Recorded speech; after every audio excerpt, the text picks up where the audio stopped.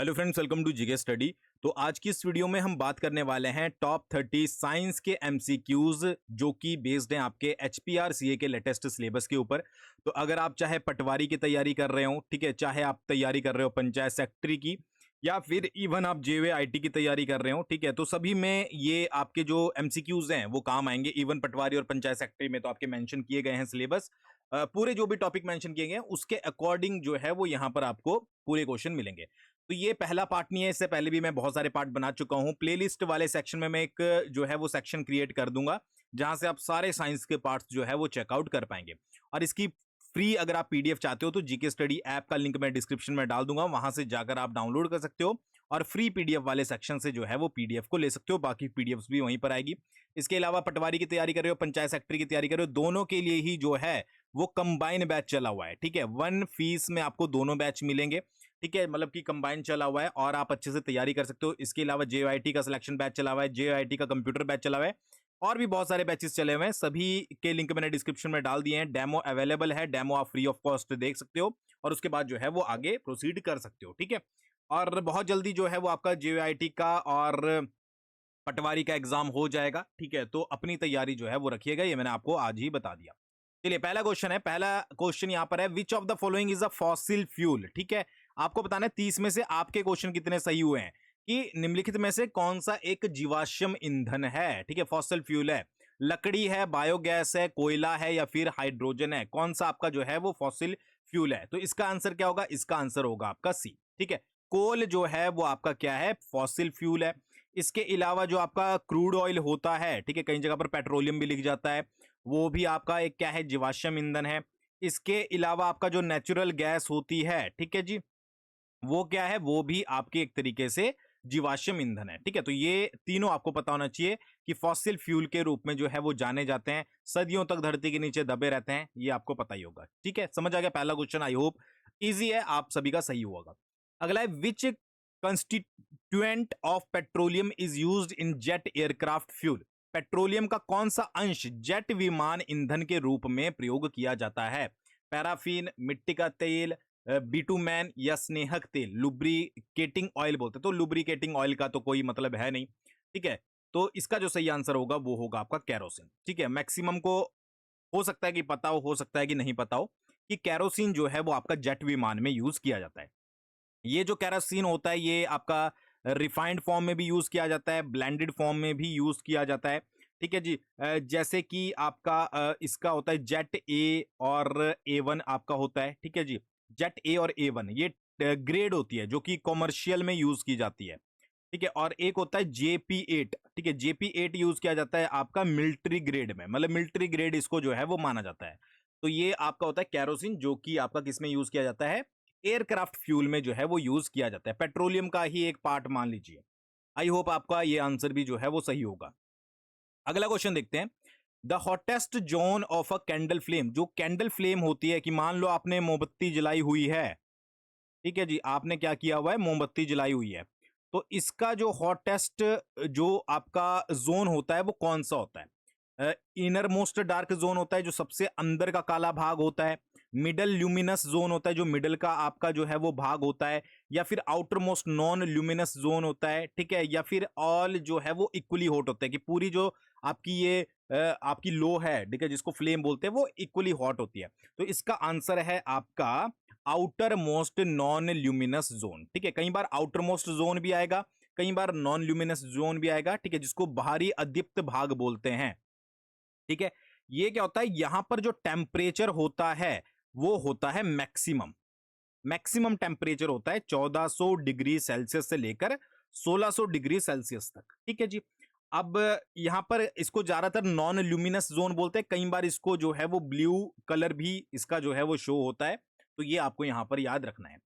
और सारे क्वेश्चन जो है वो एनसीईआरटी बेस्ड हैं। ठीक है, तो ये याद रखिएगा, इंपॉर्टेंट है। क्वेश्चन घुमाकर पूछा जा सकता है, तो वो आपको थोड़ा सा ब्रेन के अपने सेल्स जो हैं वो खोल के रखने पड़ेंगे जब आप क्वेश्चन को देखें। अगला क्वेश्चन है, acid rain is mainly caused by. बहुत इजी क्वेश्चन है। एसिड जो रेन होती है वो किसके कारण होती है? अम्ल वर्षा मुख्यतः किसके कारण होती है? कार्बन डाइऑक्साइड के कारण होती है, सल्फर डाइऑक्साइड या नाइट्रोजन ऑक्साइड के कारण होती है, हाइड्रोजन गैस के कारण होती है, ऑक्सीजन गैस के कारण होती है। तो इसका सही सिंपल सा आंसर है सल्फर डाइऑक्साइड और नाइट्रोजन ऑक्साइड, ठीक है, नाइट्रोजन ऑक्साइड यानी कि NO2, सल्फर डाइऑक्साइड यानी कि SO2। इसके कारण जो है वो आपकी एसिड रेन होती है, ठीक है जी। अब होता क्या है कि ये दोनों क्या करते हैं, ये आपके वाटर हो गया, उसके अलावा आपका ऑक्सीजन हो गया, ठीक है जी, इसके अलावा आपके जो अदर केमिकल होते हैं, ये क्या करता है, आपका जो भी आपका सल्फर डाइऑक्साइड होता है, नाइट्रोजन ऑक्साइड होता है, ये इसके साथ रिएक्ट करते हैं। रिएक्ट करके बनाते क्या है, रिएक्ट करके बनाते हैं आपका H2SO4, ठीक है जी, और फिर बनाते हैं HNO3, ठीक है। H2SO4 क्या हो गया भाई, सल्फ्यूरिक एसिड हो गया आपका, ठीक है जी, समझ आ गया।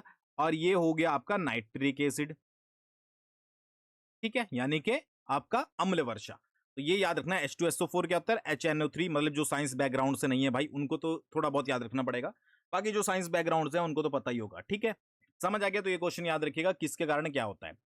अब क्वेश्चन ये भी आ सकता है, देखो कि भाई जब जो एसिड रेन होती है उसमें सल्फर डाइऑक्साइड और नाइट्रोजन ऑक्साइड वाटर के साथ रिएक्ट करके, ऑक्सीजन के साथ रिएक्ट करके क्या बनाते हैं, तो वो भी पता होना जरूरी है। मैंने बोला ना, क्वेश्चन किसी भी तरीके से घुमाया जा सकता है। Which of the following is not a wild life sanctuary, इनमें से कौन सी वाइल्ड लाइफ सेंचुरी नहीं है, बहुत इजी क्वेश्चन है भाई, गिर, Kaziranga, Jim Corbett, red data book. तो रेड डेटा बुक नहीं है भाई, ठीक है जी।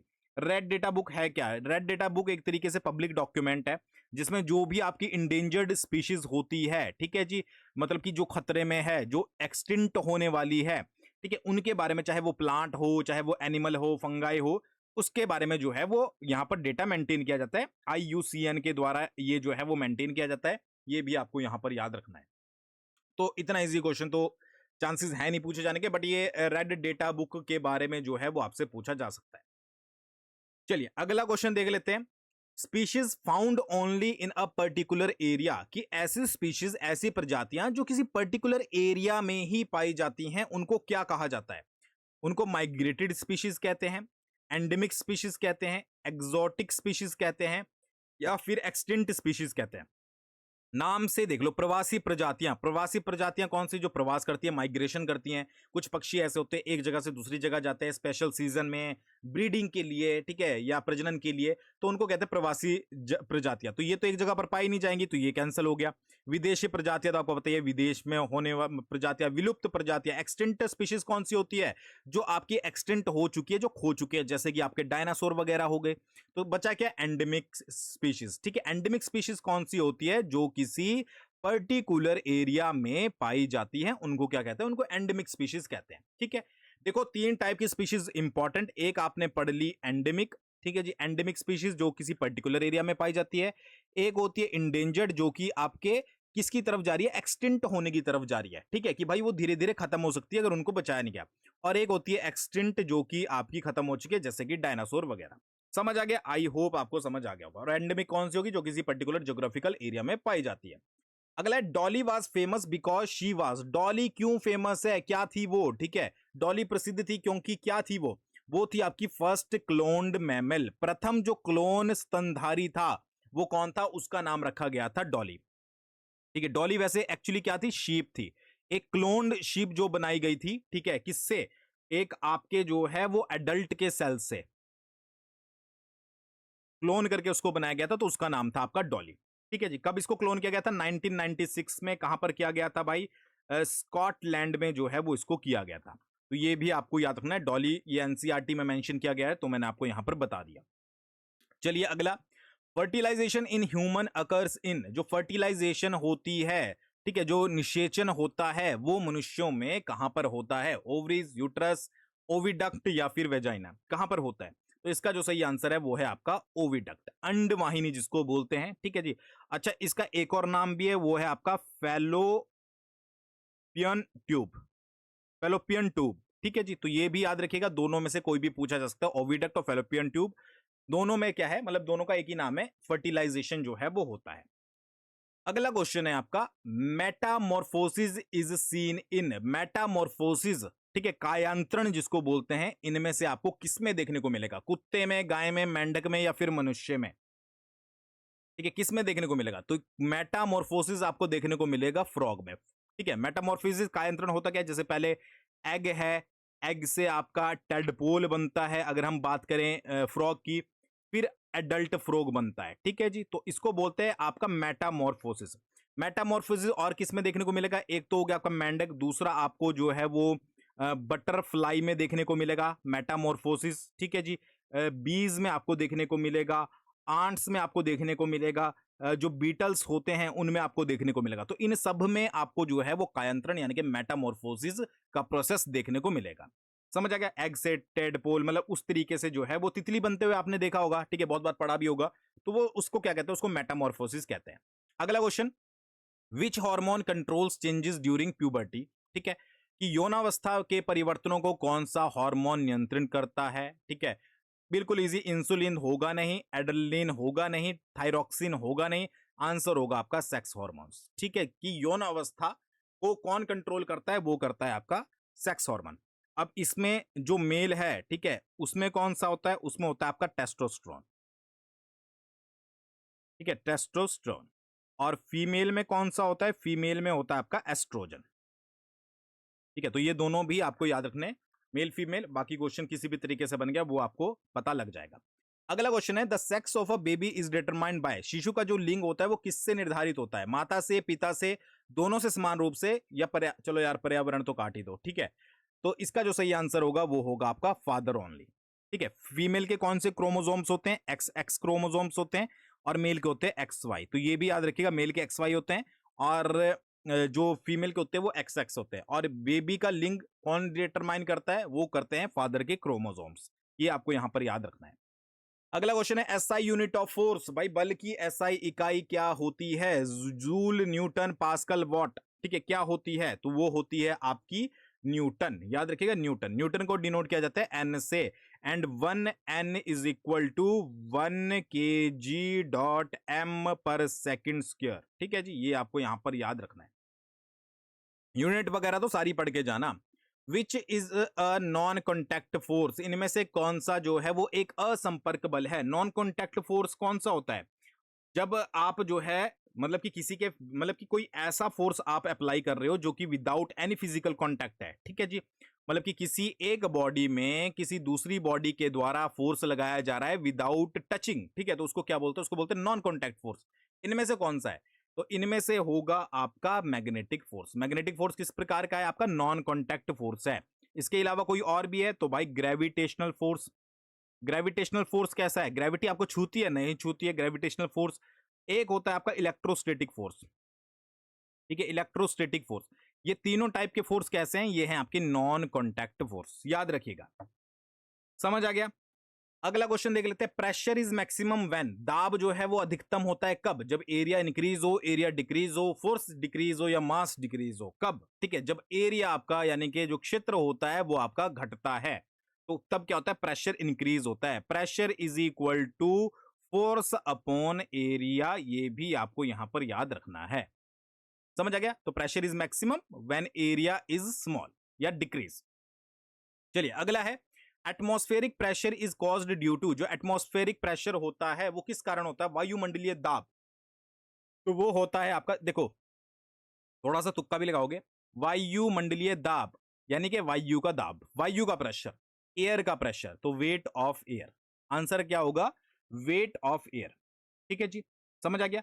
कई बार ये लाइन ऐसे भी लिखी जाती है, या तो वेट ऑफ एयर या फिर gravitational pull of the earth on the atmospheric gases. ठीक है, क्या बोला मैंने?